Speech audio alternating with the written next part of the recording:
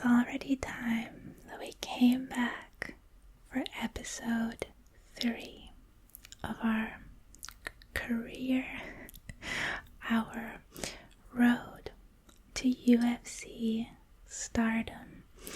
Now, in the last episode, we had our first official UFC fight, and we put on a good, bloody show for the fans.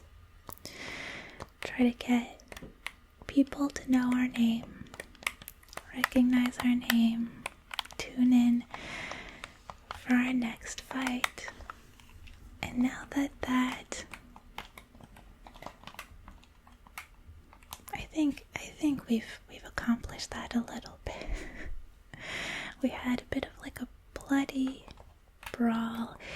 Now it's time to show that we can be technical, and it's gonna be especially important since against this opponent who is a fellow kickboxer, so we can't mess around and just throw bombs this time like we did. We have to be clever, we have to be technical, we have to fight smart.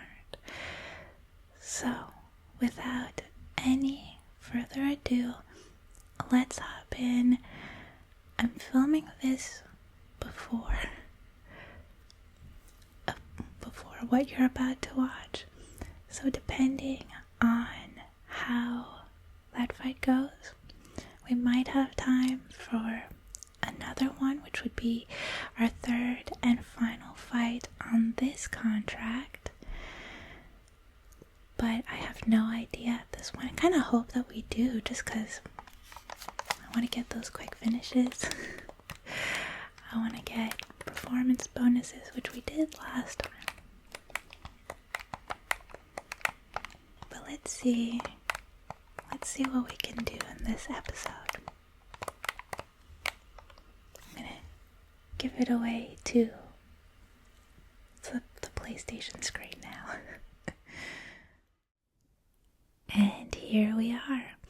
So the first thing I want to do, I think at the end of last episode, I mentioned going into GOAT status and seeing what kind of road we have ahead of us if we're going to become the greatest of all time. And this is insane.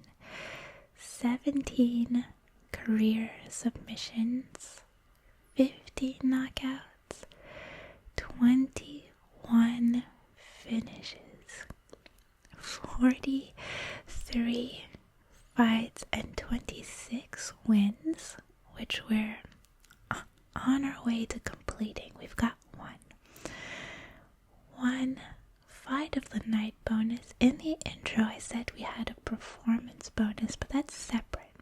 You need 14 performance bonuses, 9 fight of the nights, 17 consecutive wins, 12 consecutive title defenses, and you have to become a 2-division champ. This is crazy. Then you've got to earn $100 million, 2.4 million pay-per-view buys, 8 million followers, and 19 main events. You also have to break, I think it was 8 UFC records, so it's really a challenge. They don't give GOAT status away. Now in this training camp we had 5 weeks and we got injured twice. The first time, I don't know what happened, showed up to week 2 and I was injured. So that hurt. And then in week 4, the end of week 4, my training partner cut me, and that bled into week 5. It hurt our stats. It's a bad time. And I think that really affected our fitness level. We're only on moderate This is us going into our UFC 303 fight. We're barely in moderate fitness, and I'm kind of dreading this fight because the hype is very low, and I feel like after our last fight, Dana should have given us a better matchup, a little bit more hype. But we are on very low hype for this fight. No matter what I tried to do, I posted to social media every week, I did the fight prediction, it did not budge. Now for our fight revolution, between our two injuries, we basically just had to buy back our stats that we lost with whatever points we had, and that was footwork. I guess that's what the first injury was, probably from our fight last week, and then of course cut resistance when our training partner cut us, and that was pretty much what we were able to get this week. Also boosted the takedowns a little bit, because I know a couple of you mentioned we would need our takedowns in our ground game against this opponent this week. She's a strong kickboxer. So I padded out the takedowns a little bit, just to have it in our back pocket.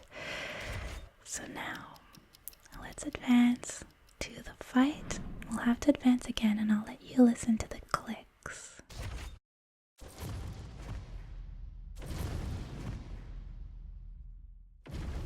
All right, just about ready for live action. Here is tonight's tale of the tape.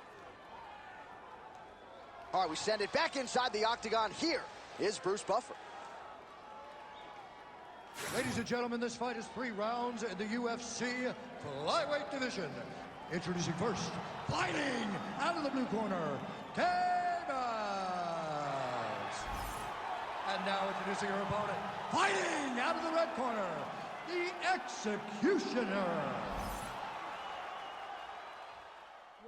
Melissa Mendez, the kickboxing Muay Thai extraordinaire out of Mexico.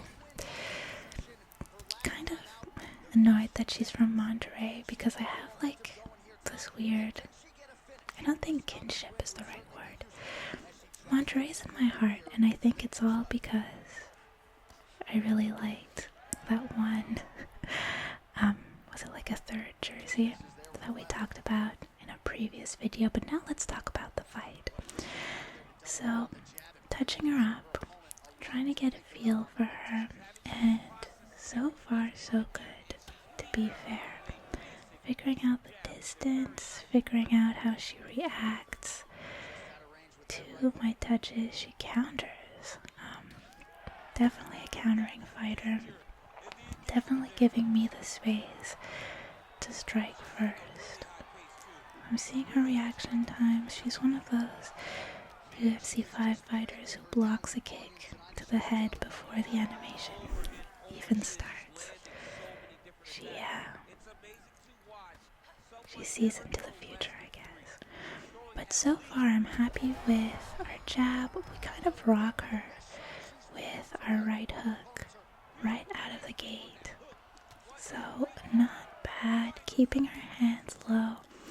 Mix it up going to the body, and again, I see her, she's countering. So always bring your hands back up after you strike. Now she takes me down really early. I mean, relatively early for a striker. So that surprised me, but I get right back up and get back to setting up some strikes here. Getting that footwork in so we're not damaging or blocking too much. So instead of just blocking her counters, we're also stepping back, out of reach, being Sugar Sean. And there she goes for the single leg again. Get off me, I get back up, and throw some strikes. I can tell she doesn't like it because she's tried to take me down twice, or she has taken me down twice in the first half of the first round. I'm trying not to get too confident and reckless with that knowledge. So testing the distances, and then she takes me down a third time. And at this point I got a little bit, this is not wise fighting, but I was annoyed and I wanted her to see, okay, you want a takedown? I'll give you a takedown. Bring her to the middle. Slam her down. And yeah, I should have just kept working the head, but at this point I was like getting annoyed. Felt confident enough that I could just give her what she was asking for. You want to go to the ground? We'll go to the ground. So again, touching her up. She's feeling it. I'm breaking through her guard pretty easily, which is interesting because when I was watching tape, they said to break through her guard, you have to throw like feint a kick, and throw straight, then break through her guard with the Superman. It wasn't that dramatic. Her guard was easy to break through. And here I am in top position, and my idea here is to get into side control just so I can soften up her face a little bit more. She wasn't bad from the bottom though. I did get some of those shots that I was looking to get from the side. And at this point, we're in a little bit of danger. She's going for a submission. She's tired of getting hit in the face, and she's got a good grasp on her arm, but we managed to slide out. We moved just right. So back into side control we go.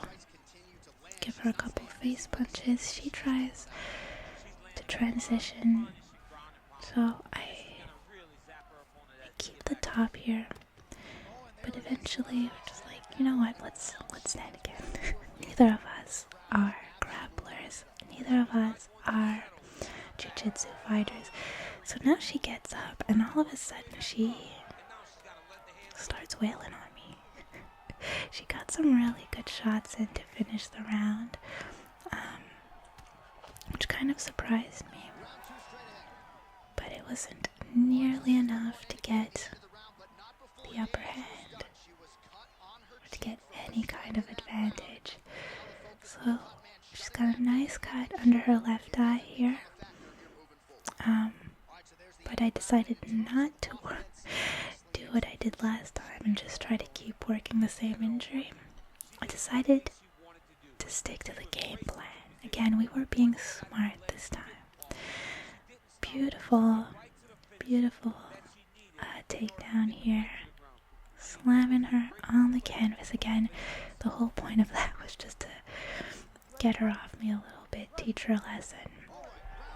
And we go into round 2 with the exact same strategy because it worked so well the first time.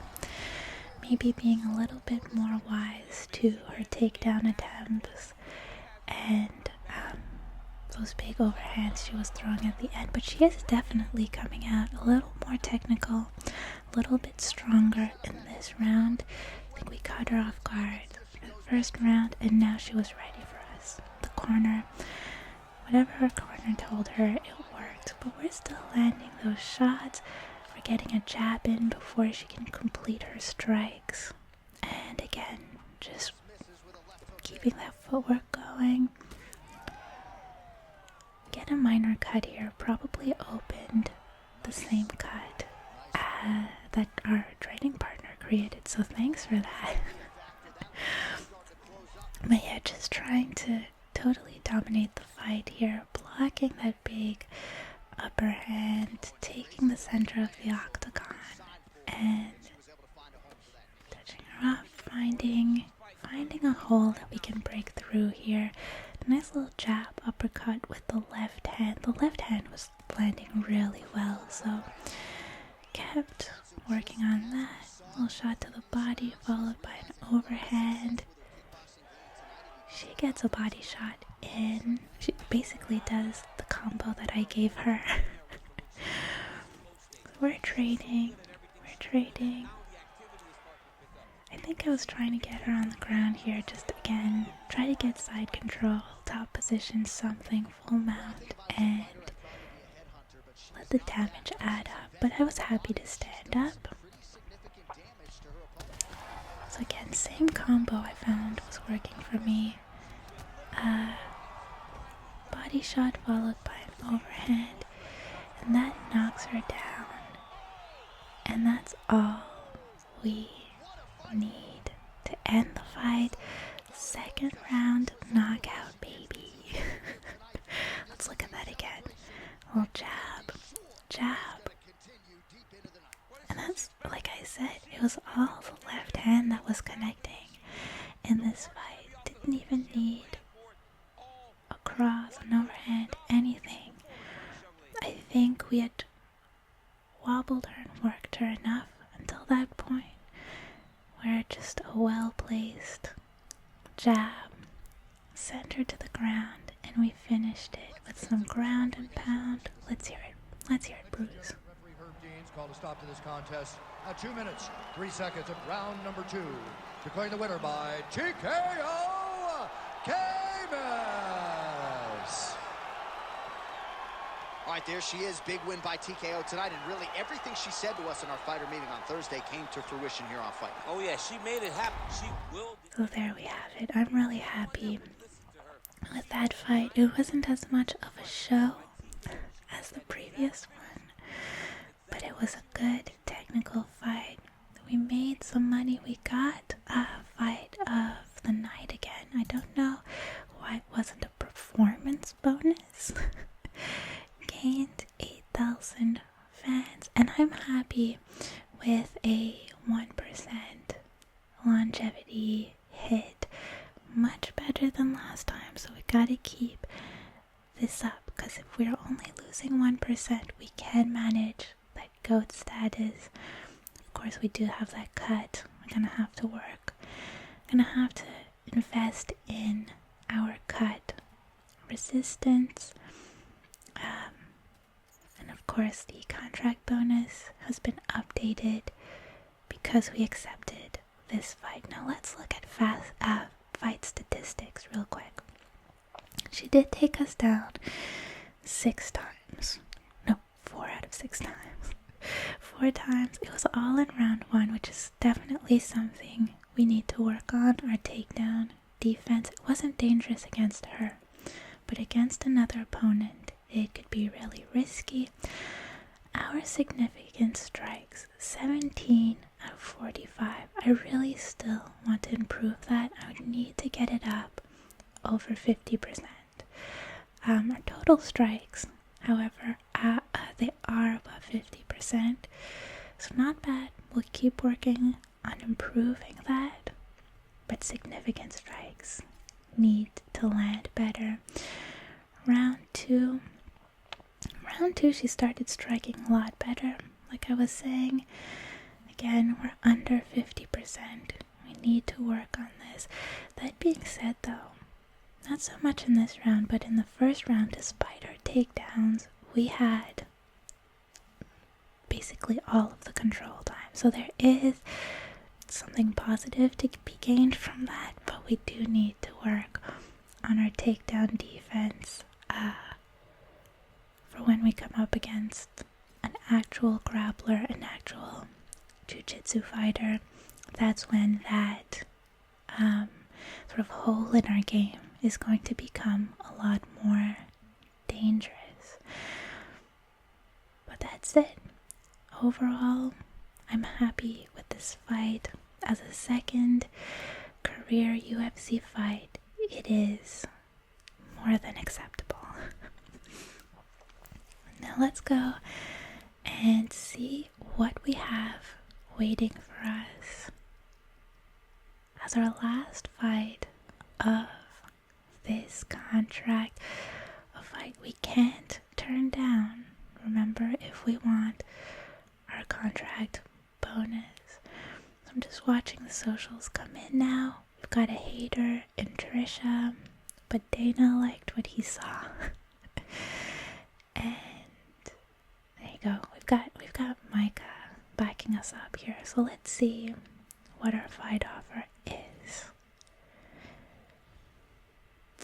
And wouldn't you know it, it's Brittany Adams, our first fight. They want to see a rematch, and I don't blame them. The hype is medium, which makes me happy. We only have a 4-week camp, max camp. We're gonna take those 4 weeks because we're starting on low fitness. But I'm hyped for this fight. It might be medium hype, but I'm maxed out because we're gonna prove that it wasn't a fluke the first time. We deserve that win. Again, she's a jiu-jitsu fighter. The top moves are still there. They haven't changed since we last watched the tape. So that's a plus in having a rematch. You don't need to spend as much of your training camp watching tape again. So of course, like I said, we will take those 4 weeks. We need them. We're going to be careful about injuries, but I'm okay with spending that money. So here we are, and I think we're just going to jump into, see, Brittany is messaging us on socials now, so we're gonna have to jump in and answer to her before we go. So our responses are either, I know Brittany wants redemption, I'll be ready. Or, you saw what I can do, you don't have a shot, which adds hype. Now, I feel like this is the correct response. I don't want to say like, oh, I'll be ready, I know you want redemption. No.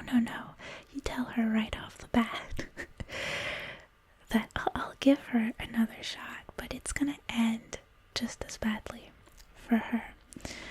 So we're gonna respond with the fan response, and that gives us 20,000 new fans. We were at 14,000. If you check out the top right corner, 14,000, and with that tweet we're up to 34,000. So I'm happy with that answer. And now I'm gonna jump into this training camp, and next time I see you, we will get into this rematch. Thank you so much for hanging out with me. I'm loving this series, and I'm so glad that you are too. Let me know what we should plan for the fight against Brittany, and otherwise, I'll see you in the next video.